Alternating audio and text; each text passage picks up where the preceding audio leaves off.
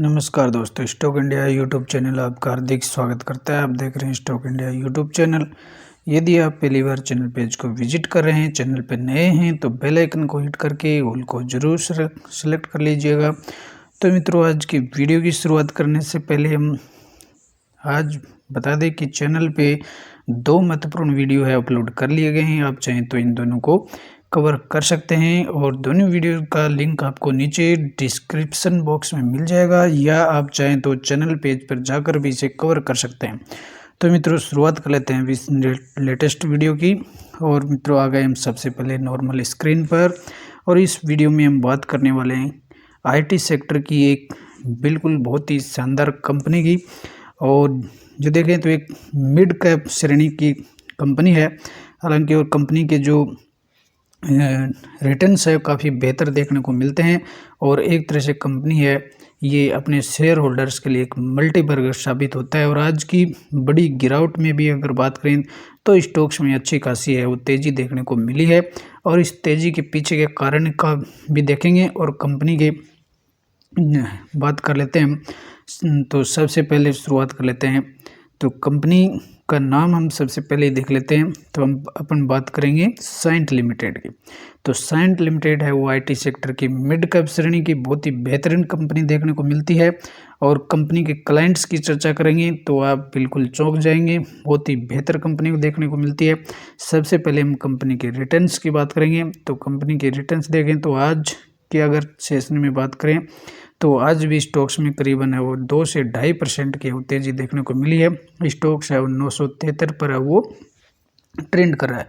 तो मित्रों, मैं एक चीज़ आपको याद दिला दूं, आपको याद हो तो Q3 के रिजल्ट्स जब हम डिस्कस कर रहे थे तो साइंट के इस बार Q3 के रिजल्ट है वो बहुत ही बेहतरीन रिजल्ट देखने को मिले थे। एक्स्ट्रा ऑर्डिनरी रिजल्ट इसके रहे थे।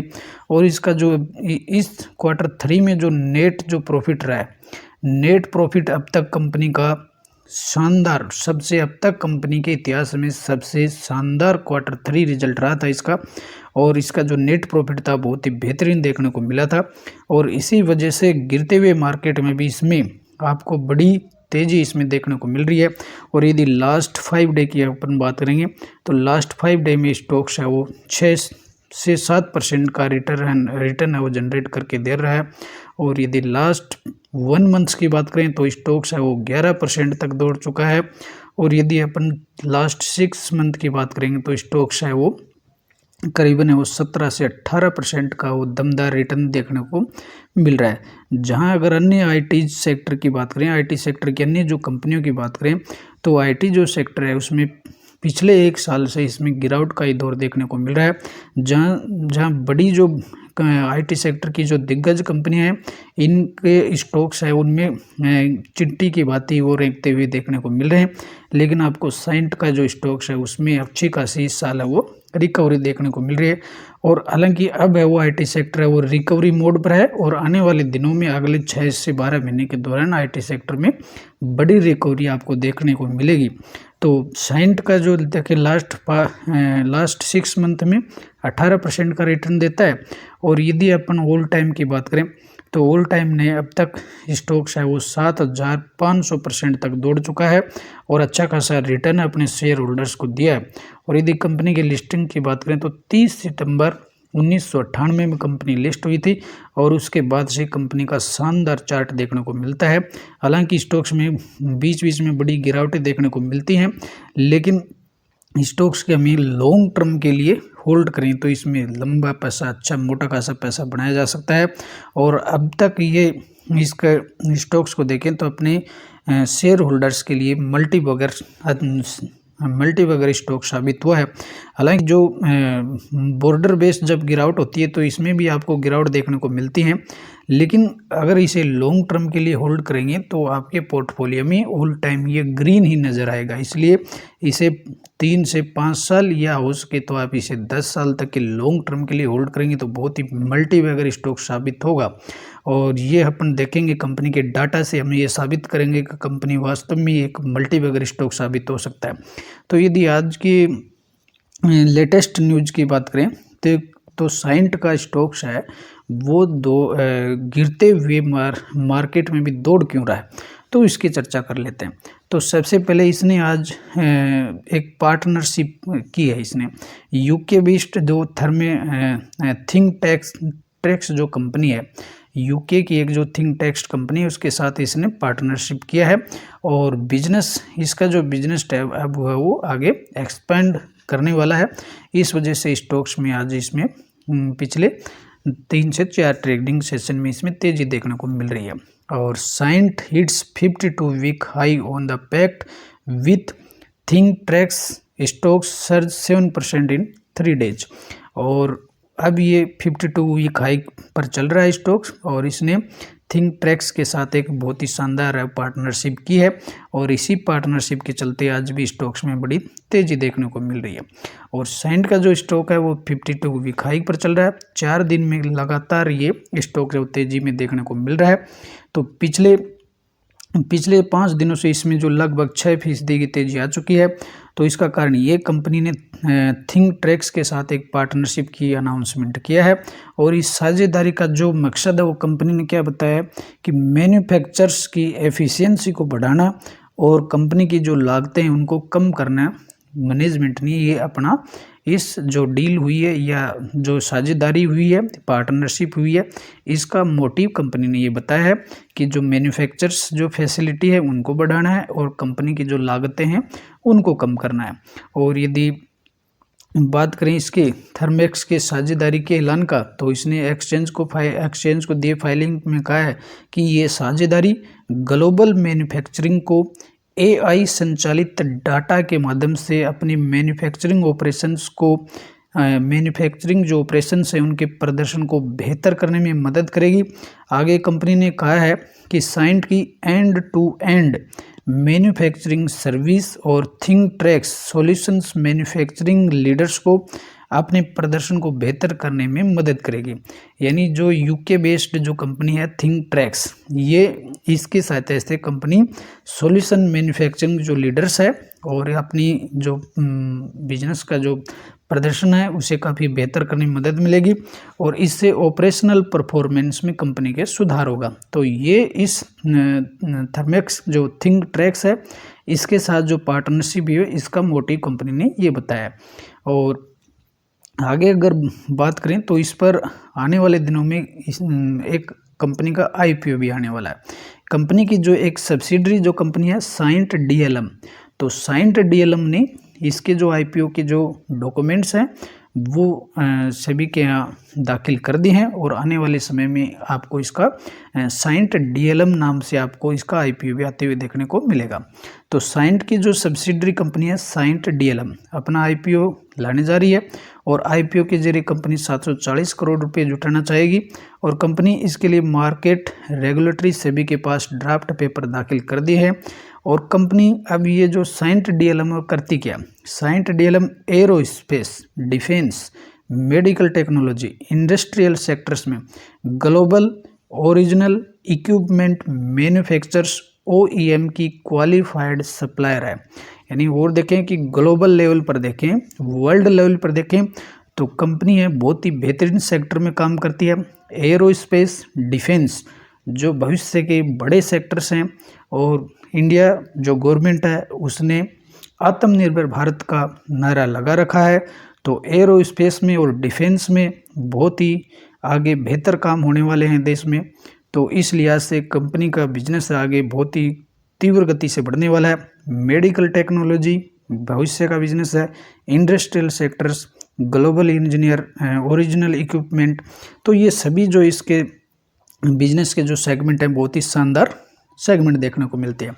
अब ये साइंट DLM जो 740 करोड़ रुपए जुटाएगी, इसका क्या करेगी? कंपनी फंड का इस्तेमाल वर्किंग कैपिटल जरूरतों के लिए खर्चों को पूरा करने के लिए चाहती है। कंपनी ने कहा है कि कर्ज कम करना चाहती है और अधिग्रहण के जरिए इनऑर्गेनिक ग्रोथ पर भी IPO से मिलने वाली रकम का इस्तेमाल किया जाएगा। तो ये कंपनी का मोटिव है कि वो जो साइंट DLM का जो IPO आने वाला है इसके जरिए कंपनी ये 740 करोड़ रुपए जुटाना चाहती है। और अब बात करेंगे अपन अगर बिजनेस के की पॉइंट्स की बात करें कि कंपनी के की पॉइंट्स क्या हैं, कि कंपनी का जो बिजनेस है उसका की पॉइंट है तो world leading outsourcing company Cyient is one of among the world's top 30 outsourcing companies. यानी वर्ल्ड की जो आउटसोर्सिंग सेक्टर में देखें तो टॉप 30 कंपनियों में आती है और operates throws 8 strategic business units. और कंपनी की बिजनेस जो सेगमेंट है 8 तरह के बिजनेस सेगमेंट में काम करती है। Aerospace defence, transportation, industrial, energy, natural resource, semiconductors, internet of things and analytics, medicals and health care, utilities and geospatial और communications and design led manufacturing साइंट डीएलएम। तो कुल मिलाकर के कंपनी का जो बिजनेस सेगमेंट है, कंपनी 8 बिजनेस सेगमेंट में काम करती है। और कंपनी का जो मोस्टली जो बिजनेस है वो USA, UK, Germany, Japan, Australia, Singapore और इंडिया से आता है। और यदि देखें कंपनी के कंसर्न ऑफ रेवेन्यू, यदि आप कंपनी के क्लाइंट्स की बात करेंगे तो कंपनी जो है वो ग्लोबल लेवल पर देखें तो 300 से ज़्यादा जो कस्टमर्स हैं अक्रॉस ऑफ द वर्ल्ड, पूरे वर्ल्ड में कंपनी के 300 से ज़्यादा इसके कस्टमर्स देखने को मिलते हैं। और जो S&P 500 जो कंपनीज है, यानी पूरे वर्ल्ड में जो 500 जो S&P फॉर्च्यून 500 जो कंपनियों की बात करते हैं तो फॉर्च्यून जो 500 जो कंपनी है उनमें से फॉर्च्यून 500 जो कंपनी है उनमें से 29 जो कंपनियां हैं वो कंपनी के कस्टमर्स हैं। यानी इतनी बड़ी दुनिया की जो बड़ी जो कंपनियां हैं वो इसके कस्टमर्स हैं। और across multiple industries, however in its top 5 customer contribute about 29% to its revenue. और कंपनी के जो टॉप 5 कस्टमर्स हैं उनसे कंपनी को 30% तक रेवेन्यू जनरेट करती है कंपनी। और ये 2021 का आंकड़ा है। और 23% of its revenue from aerospace and defence industries. यानी कंपनी का जो मोस्टली जो बिजनेस होता है वो एरोस्पेस और डिफेंस इंडस्ट्रीज से आता है। एरोस्पेस और डिफेंस से कंपनी का जो रेवेन्यू है वो 23% तक आता है। और 24 फ्रॉम द कम्युनिकेशन सेक्टर से, और 24% है वो कम्युनिकेशन से आता है। तो सबसे मोस्टली बात यह है कि दुनिया की 500 जो बड़ी कंपनियां हैं उनमें से 29 कंपनियां इसके क्लाइंट्स हैं। तो ऐसी कंपनियां बहुत ही शानदार क्लाइंट्स है, इसका शानदार बिजनेस देखने को मिलता है। और यदि अपन इसके नंबर्स इन परसेंटेज के शेयर होल्डिंग पैटर्न की बात करें तो कंपनी के शेयर होल्डिंग पैटर्न देखेंगे तो प्रमोटर्स की हिस्सेदारी लगातार कॉन्स्टेंटली है और 23.30% तक देखने को मिलती है। और हालांकि इसमें दिसंबर क्वार्टर में हल्की सी प्रमोटर ने अपनी हिस्सेदारी डाउन की है, लेकिन एफआईज है उनकी हिस्सेदारी भी पहले 35 थी 34 और प्रेजेंट जो क्वार्टर है उसमें 31% देखने को मिल रही है। और डीआईएस की बात करें तो डीआईएस की हिस्सेदारी, डीआईएस ने अपनी हिस्सेदारी इसमें कंपनी ने डीआईएस ने बढ़ाई है इसमें और 24 या 25% तक देखने को मिलती है। और इसमें आपको एक चीज़ और बता रहा हूँ मित्रों कि डीआईएस में कौन है, तो डीआईएस में अपने यहाँ इंडिया के जो म्यूचुअल फंड्स हैं वो इन्होंने उनका स्टेक देखने को मिलता है डीआईएस में। तो अगर इसके डीआईएस की बात करें तो इसमें आपने सुना होगा टाटा म्यूचुअल फंड, आईसीआई का म्यूचुअल फंड, निप्पॉन लाइफ का म्यूचुअल फंड और आईसीआई प्रूडेंशियल और एएमसी बिड़ला। तो देश के जो जाने माने जो म्यूचुअल फंड्स हैं टाटा का, बिड़ला का, आईसीआई प्रूडेंशियल का और निप्पॉन लाइफ, तो इन म्यूचुअल फंड्स का डीआईएस में यानी साइंट में इनका स्टेक देखने को मिलता है। तो बहुत ही बेहतरीन कंपनी है। और म्यूचुअल फंड ने अगर स्टेक इसमें कंपनी ने खरीदा है इसका मतलब कंपनी में दम है, इसीलिए म्यूचुअल फंड ने इसमें हिस्सेदारी ली होगी। और यदि पब्लिक की बात करें तो पब्लिक का स्टेक भी इसमें आपको शानदार ही देखने को मिलता है, करीबन 20% तक इसमें पब्लिक भी देखने को मिलती है। तो ऑल ओवर बात करें तो साइंट कंपनी में काफ़ी दम है, बिजनेस में भी दम है। दुनिया की 500 बड़ी कंपनियों में से 30 कंपनियां हैं वो इसके क्लाइंट्स हैं और अच्छा प्रदर्शन कंपनी अपने फिलहाल कर रही है। Q3 के जो रिजल्ट्स थे उसकी चर्चा भी हमने Q3 के जो रिजल्ट्स आए थे तब हमने चर्चा की थी। और क्वार्टर 3 के रिजल्ट्स भी इसके बहुत ही बेहतरीन रिजल्ट रहे थे। इसी वजह से स्टॉक्स में कंटिन्यूस बाइंग होते देखने को मिल रही है और आज गिरते हुए मार्केट में भी अच्छी खासी बाइंग इसमें देखने को मिली थी।